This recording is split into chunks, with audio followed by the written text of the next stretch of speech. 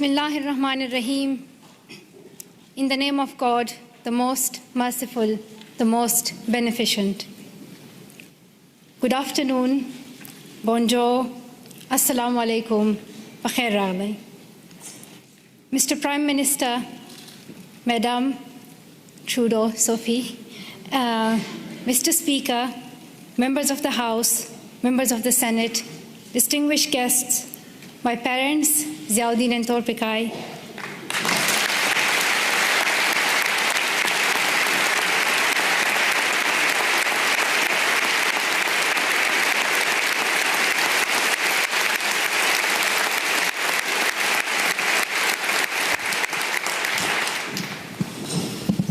and finally, the people of Canada, thank you so much for the warm welcome to your country. This is my first trip to Canada, but not my first attempt. On the 22nd of October 2014, my father and I landed at the Toronto airport, excited for our first visit to your wonderful country. Soon we learned that a man had attacked Parliament Hill, killing a Canadian soldier, wounding others, and threatening leaders and civil servants in the building where I stand today. Canadian security officials and professionals advised us to reschedule. With sorrow in our hearts, we headed back to England, promising to return to Canada one day.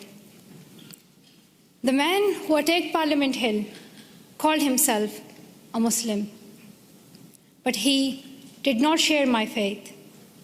He did not share the faith of 1.5 billion Muslims living in peace around the world.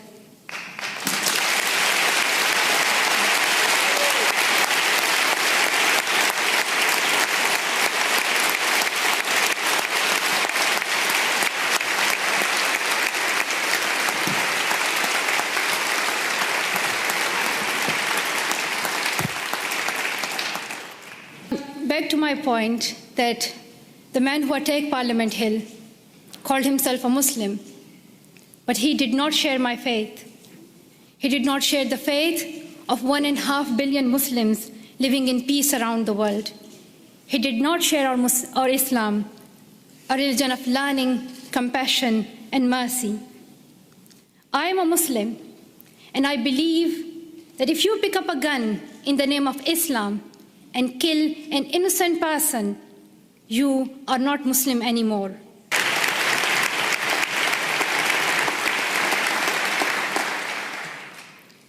Instead, he shared the hatred of the man who attacked Quebec City Mosque in January, killing 6 people while they were at prayer. The same hatred as the man who killed civilians and police officers in London 3 weeks ago.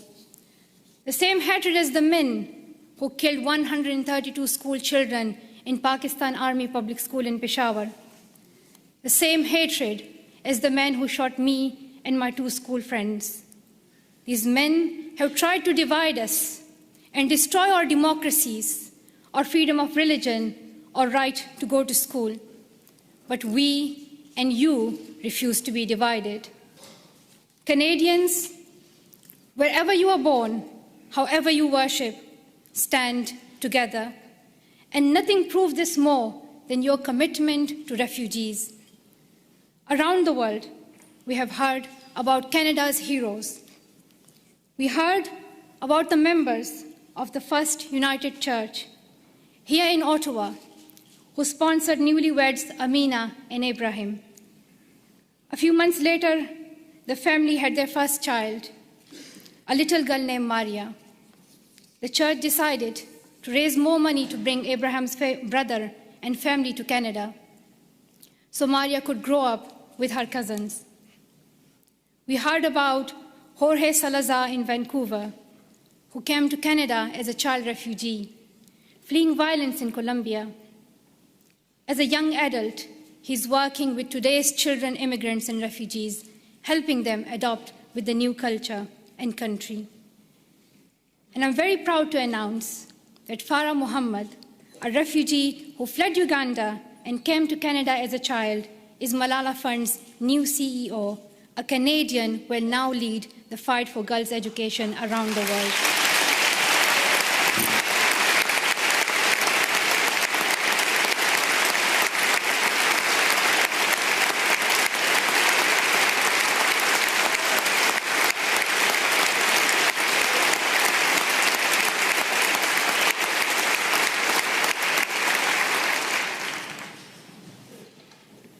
Many people from my own country of Pakistan have found a promised land in Canada, from Maria Topikai Wazir, a famous squash player, to my relatives here today.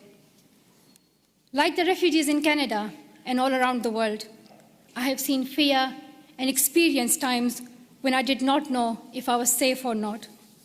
I remember how my mom used to put a ladder at the back of our house so that if anything happened, we could escape. I still remember that I would read a Quranic verse, Ayatul Kursi, every night to protect our family and as many people as I could. I felt fear when I went to school, thinking that someone would stop me and harm me. I would hide my books under my scarf.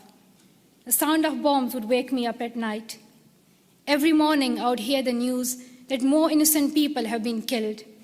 I saw men with big guns in the streets. There's more peace now in my home of Swat Valley, Pakistan. But families like mine, from Palestine to Venezuela, Somalia to Myanmar, Iraq to Congo, are forced to flee their homes because of violence. So, welcome to Canada is more than a headline or a hashtag.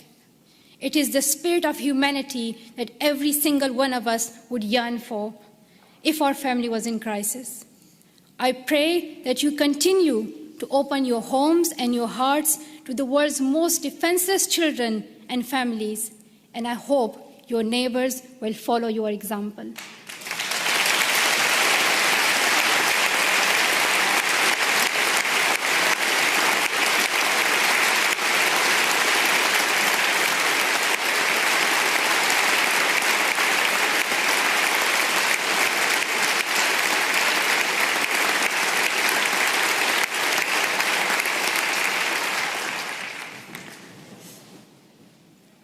I'm humbled to accept honorary citizenship of your country. While I will always be a proud Pashtun and a proud citizen of Pakistan, I'm grateful to be an honorary member of your nation of heroes. Happy to meet Prime Minister Trudeau this morning. I'm amazed by his embrace of refugees, his commitment to appointing Canada's first gender-balanced cabinet, and his dedication to keeping women and girls at the center of your development strategy. We have heard so much about Prime Minister Trudeau, but one thing has surprised me. People are always talking about how young he is. They say that he is the second youngest Prime Minister in Canadian history. He does yoga, he has tattoos.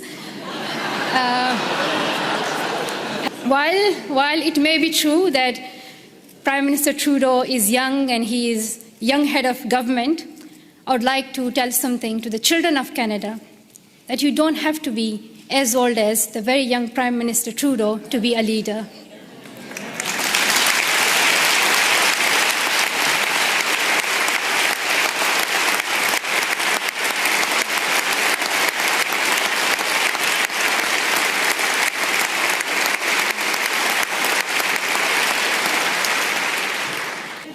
I want to share my story I want to tell the children of Canada that when I was little, I used to wait to be an adult to lead, but I have learned that even a child's voice can be heard across the world. And to the young women of Canada, I want to say, let's step forward, raise your voices, and the next time I visit, I hope to see more of you filling these seats.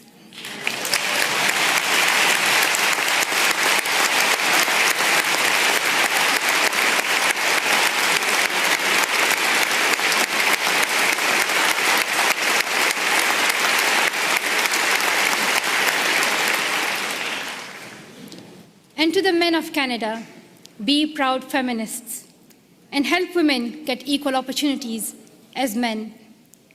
And to the leaders of Canada today in this room, though you may have different politics and policies and priorities, I know each one of you is trying to respond to some of our world's most pressing problems.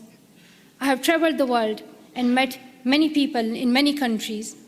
I have first-hand experience and I've seen many problems that we are facing today: war, economic instability, climate change, and health crises.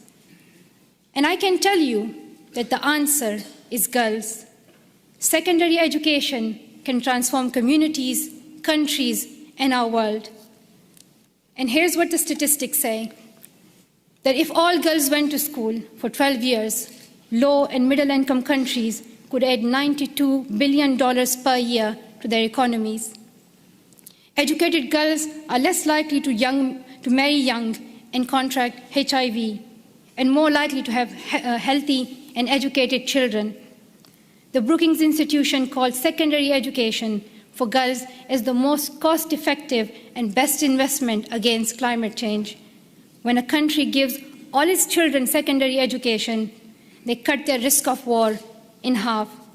Education is vital for the security of the world because extremism grows alongside inequality. In places where people feel they have no opportunity, no voice, no hope. When women are educated, there are more jobs for everyone. When mothers can keep their children alive and send them to school, there is hope. But around the world, 130 million girls are out of school today. They may not have read the studies and they may not know the statistics, but they understand that education is the only path to a brighter future, and they are fighting to go to school. Last summer, on a trip to Kenya, I was introduced to the bravest girl I have ever met. At age 13, Rahma's family fled Somalia and came to Dadaab, the world's largest refugee camp. She had never been inside a classroom, but she worked hard to catch up, and in a few years, graduated primary school. At 18, Rahma was in secondary school when her parents decided to move back to Somalia. They promised she could continue her education. But when her family returned to Somalia, there were no schools for her to attend. Her father said her education was finished and that she would soon marry a man in his 50s, a man she did not know. Rahma remembered a friend from the refugee camp who had won a scholarship in a university in Canada. She borrowed a neighbor's internet and contacted him through Facebook. Over the internet, the university student in Canada sent her $70. At night, Rahma snuck out of her house, bought a bus ticket, and set out on an 8-day-long trip back to the refugee camp, the only place she knew she could go to school. Through the Sustainable Development Goals, our nations promised every girl she would go to school for 12 years. We promised that donor countries and developing countries would work together to make this dream a reality for the poorest girls in the world. I know that politicians cannot keep every promise they make, but this is the one you must honor. World leaders can no longer expect girls like Rahma to fight this battle alone. We can gain peace, grow economies, improve our public health and the air we breathe, or we can lose another generation of girls. I stand with girls as someone who knows what it is like to flee your home and wonder if you will ever be able to go back to school. I stand with girls as someone who knows how it feels to have the right of education taken away and your dreams threatened. I know where I stand. If you stand with me, I ask you to seize every opportunity for girls' education over the next year. Dear Canada, I'm asking you to lead once again. First, make girls' education a central theme of your G7 presidency next year. Second, use your influence to fill the global education funding gap. You raised billions of dollars and saved lives when you hosted the Global Fund's replenishment in Montreal last year. Show the same leadership for education. Host the upcoming replenishment of Global Partnership for Education. Bring world leaders together and raise new funding for girls to go to school.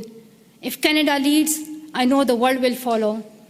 Finally, prioritize 12 years of education and schooling for refugees. Today, only a quarter of refugee children can get secondary education. We should not ask children who flee their homes to also give up their dreams. And we must recognize that young refugees are future leaders on whom we all depend for peace. The world needs leadership. The world needs leadership based on serving humanity, not based on how many weapons you have. Canada can take that lead. Our world has many problems, but we don't need to look far for the solution. We already have one. She is living in a refugee camp in Jordan. She is walking 5 kilometers to school in Guatemala. She is sewing footballs to pay enrollment fees in India. She is every one of the girls out of school around the world today. We know what to do, but we must look inside ourselves for the will to keep our promises. Dear sisters and brothers, we have a responsibility to improve the world. When future generations read about us in their books or on their iPads or whatever the next innovation will be, I don't want them to be shocked that 130 million girls could not go to school and we did nothing. I don't want them to be shocked that we did not stand up for child refugees as millions of families fled their homes. I don't want us to be known for failing them. Let the future generations say, we were the ones who stood up. Let them say, we were the first ones. We were the first to live in a world where all girls could learn and lead without fear. Thank you so much for listening.